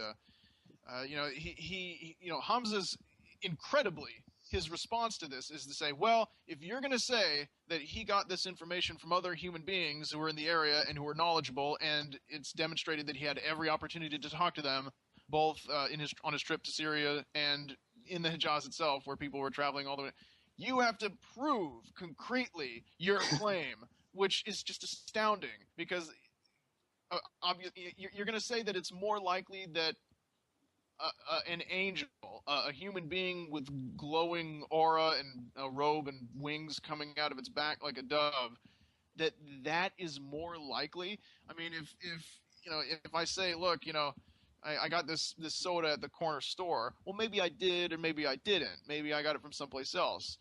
But given the fact that it has the logo and everything on it, and you're familiar with this, do you really think that a magical alligator from Mars gave it to me, or that I went and obtained it from some earthly, mundane avenue? I mean, I don't mean to be too insulting, but when someone says something like that, when someone says, "Well, I demand, Pixar, it didn't happen. You need to go back in time and videotape on your iPhone Muhammad having that particular conversation, because it could be that he knew someone who knew that information, but the topic just never came up in conversation. Ergo, he must have gotten it from an angel." If someone's standards of evidence are that inverted, it's like their brain is in backwards in their skull. It's remarkable that they could keep a straight face. I can't believe that anybody doesn't see the issues with that. Yeah, I absolutely agree. Like, his arguments for, regarding the question of plagiarism are absolutely pathetic, which is why I only spent like very little on it. And the funny thing is, one of the few original works that Hamza has actually done in this paper is something called the lexical analysis of what Galen and Aristotle wrote, and he wrote like 10 pages of that. And I just needed like half a page to refute all of it, because his underlying argument was just so pathetic. Can you give us an example of this? Yeah. Okay. For example, here's what Hamza does. So he's responding to the accusation that Muhammad plagiarized, right? And here's what he says. Muhammad did not plagiarize from Galen or Aristotle, because what Galen and Aristotle wrote are different from what the Quran has. And for example, he would say that the word used in the Greek is spermatos, and then he would say, this does not correspond to what nutfa means. And he says, since it's not and then he says, there are better words to describe spermatos in Arabic, and since the best word was not used in the Quran to describe what Galen and Aristotle said, therefore, he could not have plagiarized. So, the underlying argument is, whenever someone plagiarizes another person's work, they're always going to use the best words to describe, the original work. I mean, who comes up with that? So, an idiot with the worst word choice, with the worst vocabulary, could never be accused of plagiarism, because, he would always say something that's, does not reflect what the original work said. So, the argument are pathetic, which is why I, spent very little time on it. Well, what about his claim that he says that Muhammad only kept what was true and left out what was wrong? Well, if they'd like to explain to me how a blood clot, a semen turning into a blood clot is accurate, I'd like to. And if they'd like to explain how, we are supposed to remain in the form of semen for a period of 40 days, I'd really like to, I'd really like them to, tell me about it. Also, the claim that the fluid is from between backbone and ribs, which of course was the Romans and the Greeks used to argue, does semen come from the testicles or the kidney? I think Galen believed that in one case it would come from one place and that'd be a boy, and if it came from the other place it would be a girl. So there was a belief that semen came from kidneys, at least in some cases, and and that's in there. A fluid ejected from between backbone and ribs, and of course the Islamic apologist response is that it comes from between the man's backbone and the woman's ribs. And it's like, well, that is not a fluid. That's not a fluid. There isn't a fluid that develops between my back and my wife's ribs. That's not how it happens. It develops somewhere completely different that I just don't want to go into. Yeah, I'll actually go into detail discussing that particular verse in my paper, and I'd like to mention just this one instance where we know for sure Hamza is being dishonest. Let me give you the example. So the verse we're talking about is 86:7, which says, خُلِقَ مِنْ مَاءٍ دَافِقٍ يَخْرُجُ مِنْ بَيْنِ الصُّلْبِ وَالتَّرَائِبِ. So, the two keywords are sulb and tara'ib. And sulb, means backbone, which he doesn't really, just like, well, he does, but, I refute that pretty well. But, the second word, tara'ib, he doesn't want to define it as ribs. So he defines it as the pelvic arch. Okay, so, he's referring to where the ovaries are going to be. So, he's got a very convenient definition, the pelvic arch. And in his reference, he lists a dictionary called Taj al-Arus, which is a 19th century Arabic lexicon. It's also pretty famous. But right next to it, he says, it is referenced in an English translation of English translation of the Quran authored by Muhammad Asad. Now, if you go to Muhammad Asad's translation, he translated the word tara'ib as pelvic arch, but in the footnote, he described that he made that up. He made that definition up. And then, well, his exact words are,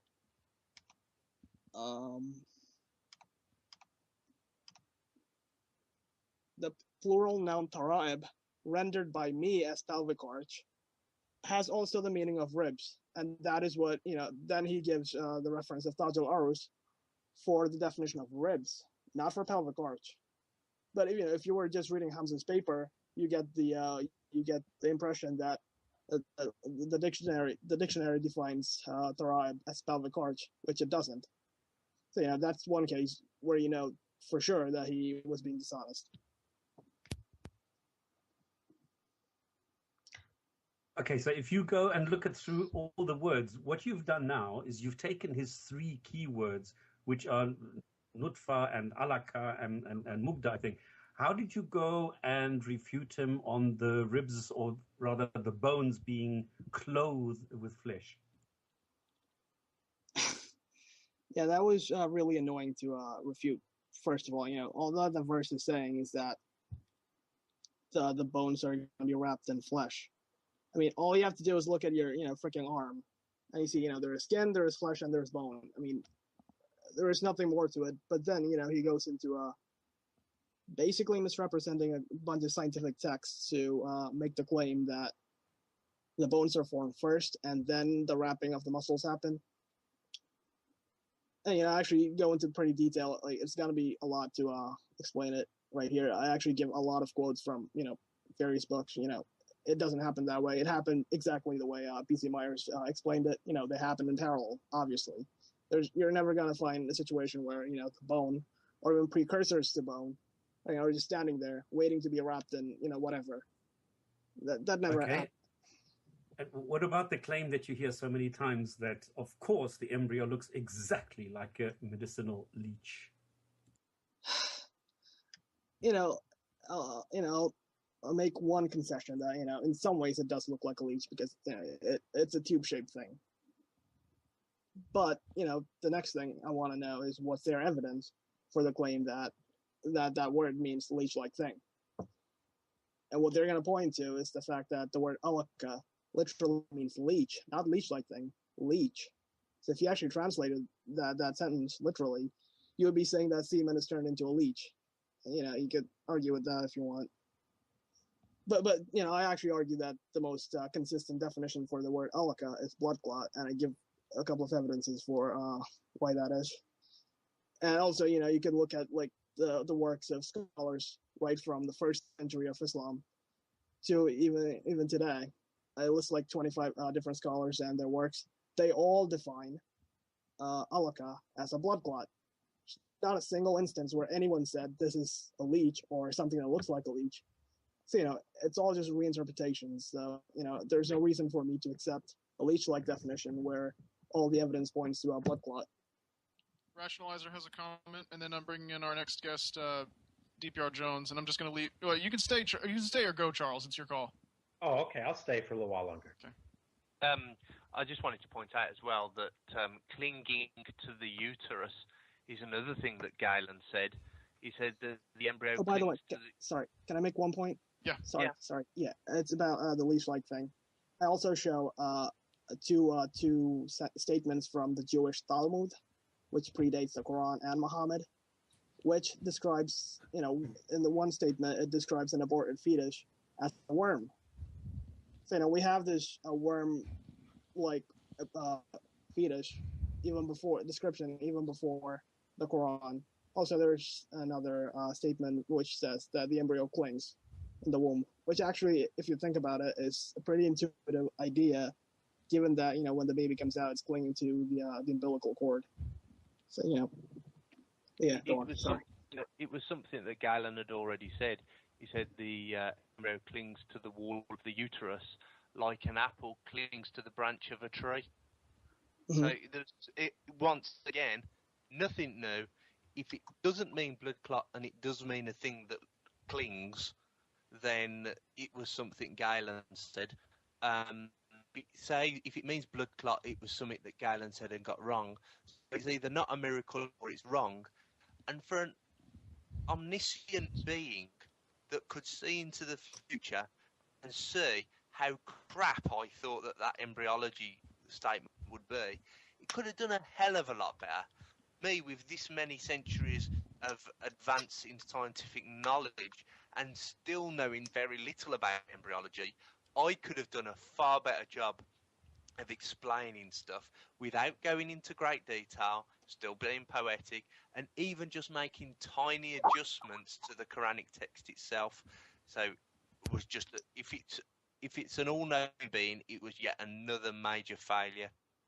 Also, with the leech-like definition, if all that Allah actually wanted to tell us was that the embryo looks like a leech, by that which he means the embryo has a tube-shaped structure at a certain point, the word leech is a bit arbitrary. He could have, made some other, found some other worm to put it in there, but he chose the one word, which also has a biological meaning of a blood clot. Yeah, exactly. I mean, what are the odds? What was the most difficult thing, or was there anything that was difficult for you to refute on this one? Okay, there was nothing difficult, but there were some things that, just had to do a lot of research. For example, that thing with the covering of the bones with the flesh. He pretty much misrepresented, two or three scientific texts. So, I had to go into a lot. Let me mention my partner, whose name is Martin Taverell. His blog is QuranSpotlight.wordpress.com. He's a good guy, check him out. So we too had to go to a lot of science textbooks and papers and, read a lot. So, that just had a lot of information. But, but at the end of the day, we were trying to explain a simple phrase that all it said was that bones are wrapped in flesh. And I even found a verse in the Bible that says the exact same thing. Yeah, you also have the three darknesses, and you have a lot of similarities and parallels in other books.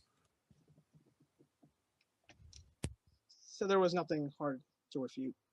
Okay, all you had to do was check the sources and find out that he was lying about it, and rest was easy. Okay, what surprised me is that he was so blatantly stupid in taking the sources that could be checked by anybody who had a cursory knowledge of Arabic. And you had this advantage that you could do that. And that is what I find funny, that he let himself into this. And they're still propagating this. Please, atheists, prove me wrong. Well, he's been proven wrong so many times. Please, skeptics, come on my forum, prove me wrong, let me delete your comment and ban you. Okay, DPR Jones has joined us. Thank you. What do you have for us today? Hi, can you hear me okay? Yes, we can. Excellent. First off, thank you all for participating in the charity event a couple of weekends ago. Very much appreciated. A couple of things before I go further than that, though. Charles, I think, mentioned the conversation between Hamza and PC Myers taking place on the steps of a building in Britain. It was actually in Dublin at the World Atheist Convention, which I was fortunate enough to be present. I only say that because there are a lot of people in Ireland who would hate the idea that they were being tarnished with the label of being British. Also, again, a couple of things that have been mentioned. I totally agree with Charles's comments. I think it was Charles who, when asked, why do people still look up to Hamza? It's confirmation bias. They want to hear people say what they want to hear. Utterly agree with that point. And finally, before I move on to my point, Captain Disguise, great work on debunking Hamza, and the fact that you had to spend such a lot of time doing so reminds me of an expression I think I used in relation to someone from Fox News. It's very easy to shit on a carpet, but it takes a hell of a lot of time to clear up the mess. And this is what these people do. And Stopspamming was saying, well, why does he use all these references? What other references does he have to hand to use? No, he just uses them, spouts all the shit, and then people have to spend an awful lot of time clearing up the shit. Anyway, the point I wanted to raise is that on the BBC website today, an article has been posted. It relates to the anti-Islam YouTube film that has been posted, I think, since the 1st of July. And I'm sure you're all familiar with it. I'm sure you're all familiar with the response throughout the world I personally think as a it's result going to be of the it. next Citizen Kane. Well, I think there's been an interesting development, and this is what I want to ask you about. Someone has posted a $100,000 reward for the person who kills the filmmaker. Now, that doesn't surprise me greatly. People of the Islamic faith have had a history of issuing fatwas in the past and having them carried through. What I think is different about this one is that it was issued personally by a government minister, the Minister for Railways, as it happens. And he's going to pay this out of his pocket personally if someone commits or murders the filmmaker. What country? Sorry? What country? Pakistan. Okay. I'm just checking. Yeah. I've twittered about it, and I'm just in the middle of writing a blog about it. Now, there are so many things I would like to discuss, but just let me throw it open in a general way. What are your views about not just an imam or someone who purports to be a leader of a certain group of religious people, an elected government minister offering money for murder? Now, I'm looking at the moment at the penal code in Pakistan. I think that he has committed a crime in Pakistan. I think that he's probably in breach of international law and conventions, although it's not my area of expertise. But even if he isn't, why on earth should we have any time or diplomatic relationships with a country that has a minister in its government that is prepared to do such things? At what stage do we say enough is enough? We cannot tolerate this intolerance anymore. That's my question. I have a counter question. Do you have to be a Muslim to claim the $100,000 bounty? Because I could use some things around the house. Rationalizer, you had a serious comment. Well, I can imagine if a British MP had made an offer to pay $100,000 to have a Pakistani citizen murdered for some crap film that he'd uploaded to YouTube, that guy would be kicked out on his ass so quickly. The British government, I mean, you've got Barack Obama and Hillary Clinton paying for TV adverts in Pakistan saying, condemn this video, right? Now, that's what the politicians in America are doing. And then the politician in Pakistan has not been kicked out for offering 100 grand reward to kill someone in another country. The guy is the Minister for Railways. If he's got 100 grand to spare, he should spend it on making Pakistani trains go faster than people can walk, or maybe adding extra carriages so people don't have to sit on the roof. Well, I want to say one thing too. It seems to me that would be the same as a declaration of war, because the makers of the film violated no laws of our freedom of expression. So there's no blasphemy here. There's no violation of freedom of expression. And for a foreign official to offer a reward, an official reward apparently, to kill an American citizen who's done no crime, that would be the same as a declaration of war. I don't want to say that we should declare war on Pakistan, but in my view, that would be a reason for it. And the second thing I wanted to say is, there's a lot of knee-jerk condemnation of the film, and I agree it was really poorly done.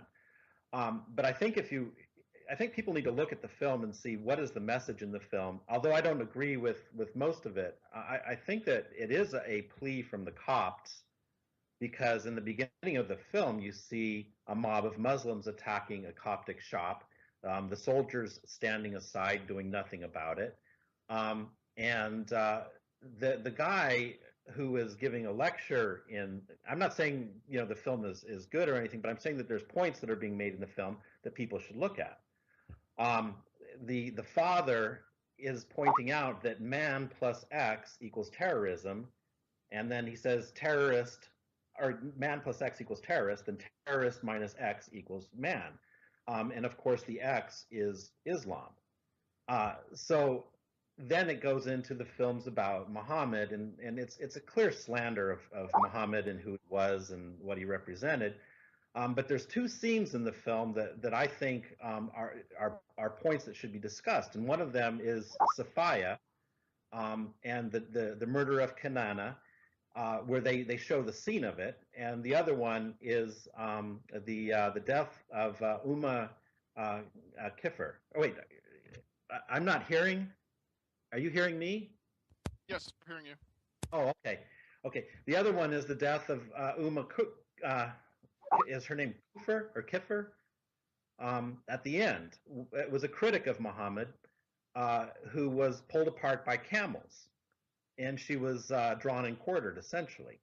And it's in the Hadith. And so these stories I think a lot of them do come from the Hadith. I'm not sure what the references are. But Safiya was part of the Jewish tribe around Medina that was attacked by Muhammad, and he beheaded all the men who had reached the age of puberty. I'm sure that most of you guys are aware of this story. And then he killed Safiya's father, and Muhammad himself took a liking to Safiya. And then he killed her husband Kanana by torturing him to death, and then beheading him as he was dying. So he married her that night, and I'm sure that she wasn't really in love or anything. I'm sure she was more in fear and shock in seeing all her tribesmen killed and everything. But the movie presents those. So it was a poorly done movie. The acting was bad. It was overdubbed. The scenes were done poorly, and I wonder if that was done on purpose so as not to indict the actors and actresses. But they were trying to make a point in the movie. And then the other thing that I thought was a fail in the movie was when the Jewish guy was trying to justify all the genocide in Jericho, as though it was somehow ordained by God, which to me is just as ugly as the killing of the Jews around Medina. I think that people can say it's a bad movie, but I think that people also need to say, well, is there a message there? Is somebody trying to speak out? Are the Coptics trying to say something about what's happening to them in a world now that's become extremely hostile towards them? And that's all. Yeah. In other words, I think that people need to look at the movie also and see what's being said. Okay, Rationalizer, and then I think DPR had more. My impression of it was, one, it was really shit. Two, there was some stuff in there that was clearly deliberately wrong, like calling him Muhammad, son of unknown, just so that they could call him bastard. And his name was Muhammad ibn Abdullah, so that they know he was the son of Abdullah. You know, putting that in, and then, you know, does Muhammad like having sex with men? Yes, he does, and stuff like this. You know, some stuff was thrown in just for the sake of insulting people and pissing them off, which, you know, it doesn't actually bother me, because nobody has the right to not be offended, especially if it's funny. And, the thing is, though, is if they hadn't done that, I think they could have made a much better film, because the rest of it I was looking and thinking, well, this is accurate. This is in the hadiths. Yeah, this is in the hadiths. So if they'd done a film consisting of only those parts, and then you'd have had riots all around the world going, oh no, they've made this video, and then you'd say, yeah, but we only made a video showing what he actually did. So all your complaints were that Muhammad wasn't a nice person, and the worst that they could come up with then was, yeah, but you showed Muhammad on camera. You know, that's all they'd have. And wasn't it convenient that Sophia had her period just after the battle? Like, it just finished being a dad and a brother and a husband. She came out, first thing she did is, oh, hang on a minute, I'm just dropping my blob. Right, okay, yeah, we can have sex now according to Islamic law. Yeah, right, I believe that. Yeah, I would agree that there was they were out to really, you know, slander Muhammad, and I think that detracted from the message, and so for that reason I agree with you absolutely. But I do think that there were some things in there. DPR, you had a comment? Yes, I was interested in Charles's observations about the film, because I've only seen about 2 minutes of the trailer, which you can see on YouTube, and I stopped because I just thought it was so poorly acted and directed. But I was just looking at an article. I was trying to read it as I speak. It seems as if this film was not done on a shoestring. It was done with about $5 million from what the report I'm reading from Jewish donors in the US to make the film. And also, and I can't find the bit that I was looking for, it seems to be the case that they did go out of their way to deliberately make it provocative. But I would utterly echo Rationalizer's comments when he said, my comment is, even if they did, so what? No one has the right not to be offended. But I have to say, bringing it back to my point, quickly, one more point. Good on YouTube. Anyone who's got a YouTube channel knows how easy it is to upset YouTube and get yourself banned or have videos removed. On this point, they are holding firm. They are not removing this video. So good on them. But we have moved off this point, my original question. What do we do about it? What do we do about the attacks on embassies, the murder of ambassadors, and threats and offering and encouraging, inciting murder by political officials in Pakistan? What do we do? What is the answer? Well, there's no easy answer. You suggested before we cut off, or you asked why do we keep up relations with Pakistan? Well, not only keep up relationships with them, the US and the UK give enormous amounts of money to Pakistan. Yeah. Now I know that those that are rebelling are perhaps representative of a small nipple on a large breast. The breast being Islam and the nipple being those that are protesting. But why should we continue relationships because that railway man, as I call him, he's not insignificant. His position as a publicly elected representative of his country is making this threat. Diplomatic relationships, in my opinion, should be cut off. Grants, aid, and everything like that should be cut off. Captain, you had a comment? Yeah, well, one thing we could do is try something like make a movie about Muhammad Day. if thousands of people did it, they're not really gonna kill each and every single one of them. So. Wait, you suggest we trigger so many protests that they just burn themselves out? No, I think that that's a very, very good suggestion. They're gonna get used to it. I mean, they can't be. I mean, here's the thing. Like even in India, where I come from, Muslims and even the religious people have the attitude that respect each other's religion. They kind of don't mock each other. The people in that area, that's how they grew up. Nobody, blasphemes or disrespects anyone's religion. They just have to get used to it, I think. Well, getting used to it means life-threatening. I agree with Captain in this regard. If it's like if you have a fear of spiders, there are various ways in which you can cure that. You can do it gently, or you have the suddenly being thrown into a room full of spiders. The fear factor can only reach a certain level, and then it automatically, biologically, sociology, whatever, you know what I mean. It declines. In a similar way, if one of these videos was made every single day, the amount of offence that they could take automatically would decline. So I think the flooding of insults has got some merit behind it. And maybe eventually they can make a serious movie about Muhammad, about his life. I think that would be far more interesting. With actually accurate research. I mean, that is the thing, is the production values being low. I don't know if 4 out of the 5 million that was raised just went up the nose of the director or what. But I mean, obviously the values were quite low. It was terrible. I mean, I don't know if there's no Hollywood big budget movies being played in theaters in parts of the Muslim world, but do they really think that those production values are consistent with what a mainstream film is, that they have I mean, I'm sure most of them haven't even taken a look at it, but it's just ridiculous to think that. I mean, nobody had ever heard of it before some Egyptian cleric most of them can't see it because the film, I said YouTube was wonderful in that it kept it on the internet, but it has banned it in a number of countries, including Saudi Arabia, Egypt, Libya.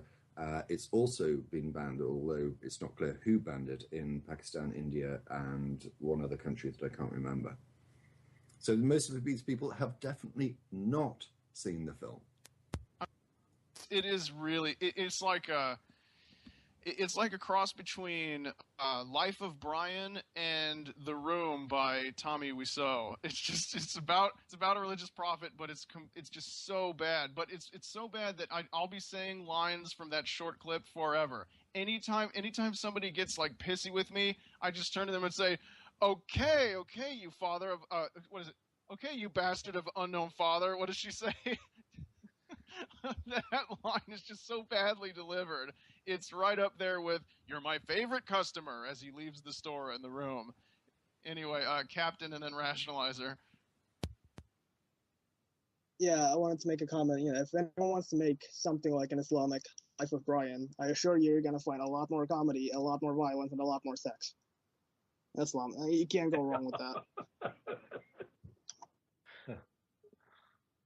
Rationalizer?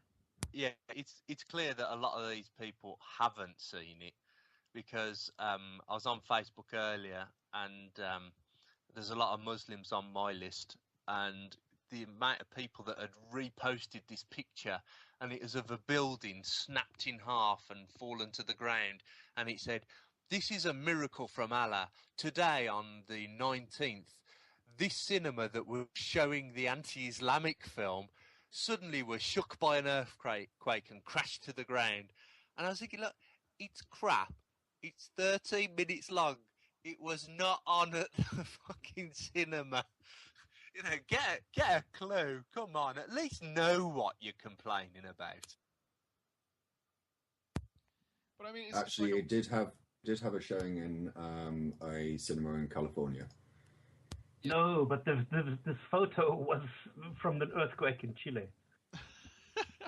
Well, God works or Allah works in mysterious ways. Maybe he was just sort of like a little bit sleepy as he's spinning around on his throne, and he sort of like missed his bolt. Yeah, but it shows you the level of dishonesty that these people have.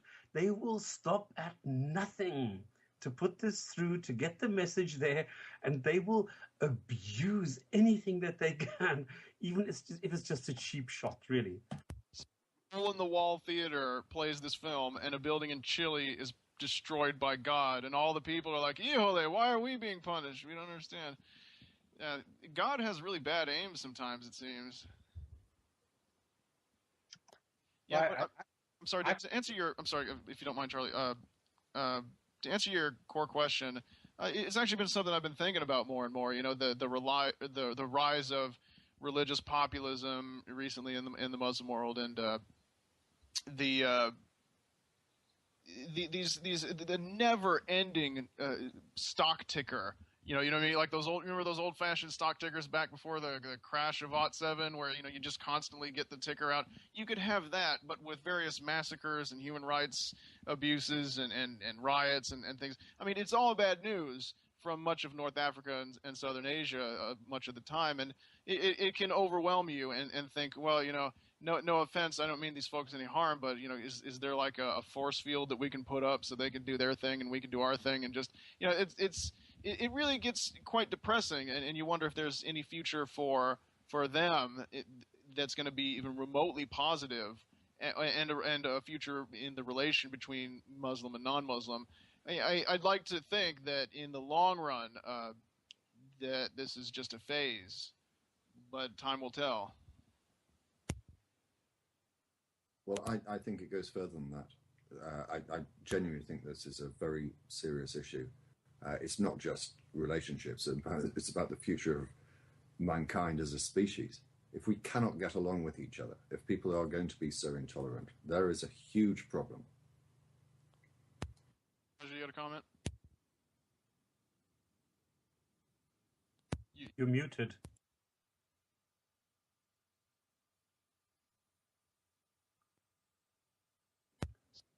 Your microphone is muted. I have to do some lip reading. Right, can you hear me now? Yep. Yeah. A day or two ago, there was some incident in Birmingham, and people were putting on Facebook and stuff, "Oh, I'm stuck in Birmingham. The police have cordoned it off. I can't leave. I don't know what's going on." And basically, the whole Bullring, the shopping centre in Birmingham, had been shut down, and people weren't allowed to go in or come out. And there were loads of police there, and the two options that I remember thinking were, it's either Muslims or Apple fans, because it was the same day that Apple was releasing the iPhone 5. So either it's going to be followers of Mohammed complaining, or followers of Steve Jobs being blindly led to buy a new product that they don't need. But in either case, it was too many people following an individual that really they shouldn't have been following. I'm going to sign off. Captain Disguise, thanks for posting that video. I think it was a very well-researched video. I'll see you guys. Thank you for coming, Charles. Thanks a lot. And, I actually think that we were 10 minutes late, and now we're 5 minutes over. So unless someone has something really remarkable to talk about or say, I think we're going to wrap it up. Yeah. By the way, I'd like to say something. Yes, please. I can't resist having a go at Hamza. What a dishonest, duplicitous little shit he is. You need to stand in the queue. In relation to the, it's Tom Holland, isn't it? I've got the name right. Who made the video? I saw again on the BBC website, a critique about it or commentary about it, and guess who they invited to speak on the other side, so to speak? Hamza Tzortzis and the IERA. And I just thought, holy shit. Yeah. Oh, goodness. Oh, what's their phone number? Can't I go there and call and ask? Yeah. It was a written article on the BBC website. Well, weren't they claiming in that article that Holland claimed that Muhammad didn't mention Mecca, or that Holland claimed Muhammad didn't exist, or something? They said a bunch of things about the documentary that simply weren't true. Yeah, shocking, right? The common mistake that everyone else was making, which is Tom Holland said, apart from an ambiguous mention in the Quran, a single ambiguous mention in the Quran, Mecca is not mentioned once, and it's not mentioned as a holy place. All the Quran says is some people met in Mecca and they didn't have a fight. It doesn't say anything about it being the Qibla or anything like that at all. And that's what he said.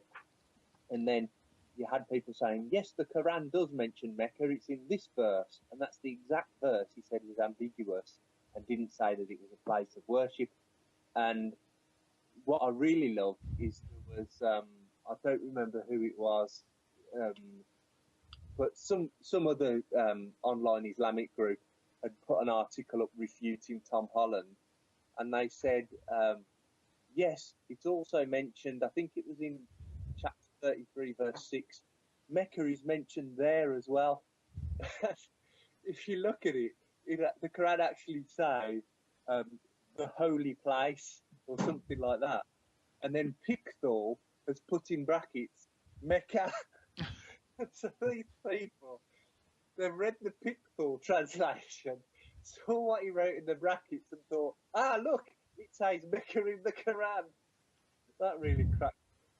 Well, one sad thing that I think is happening is that the people who are deconstructing the history of Islam are people who are non-Muslims. You don't have any secular people within Islam who are doing, well-researched, objective looks at the history of their own religion. In the West, you even see people who are part of the church who you would swear were atheists, who were just, really dissecting the history of Christianity in an objective way. But I don't think that they're familiar with that way of looking at their own religion. They don't have the introspection. They can't look at it as though they're looking in a mirror and see what is Islam and where did it come from. There are people who are doing that, but they're far and few between. And they need to keep an extremely low profile. And they should look at the Professor Syed we had on here. I mean, he was the one who said Muslims are backward. He said Muslims are not used to critical thinking. He says Muslims are stupid, retarded, and everything, and he wants to change it. I don't think those were his exact words, but... Well, I'm paraphrasing now.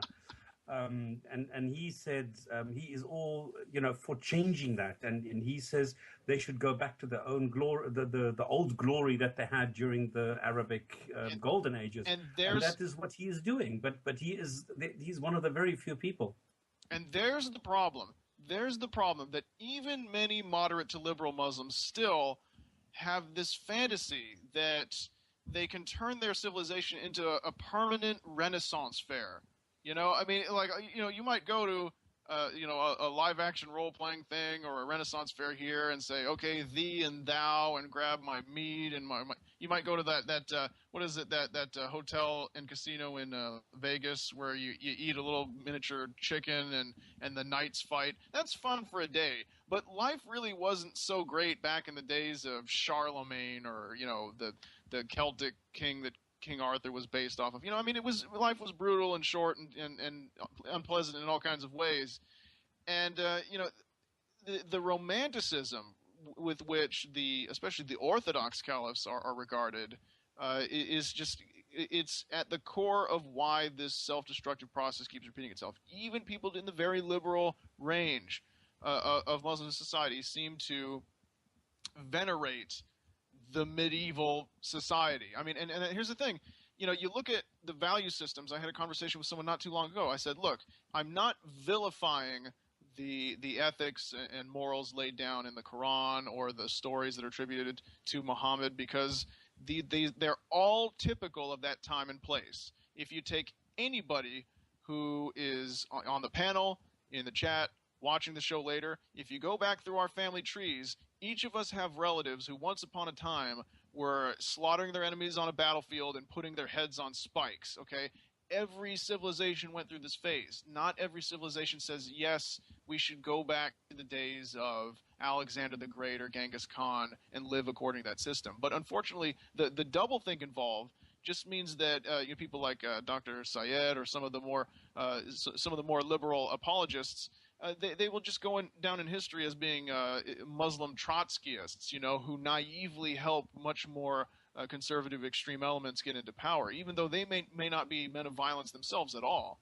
Rationalizer, you have something? Yeah, it's this whole golden age of Islam thing.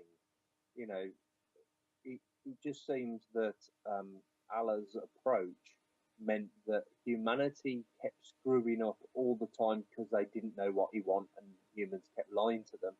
And then Muhammad came along and he struggled a lot, and then things were good for a couple of decades, and then everything went shitty again. And it just seems that Allah is everywhere and Sharia is nowhere. It's such a major failing. I'd also like to make known a standing invitation that I've got with Hamza Tzortzis to have a Skype debate with me, which we'll record and put on the internet,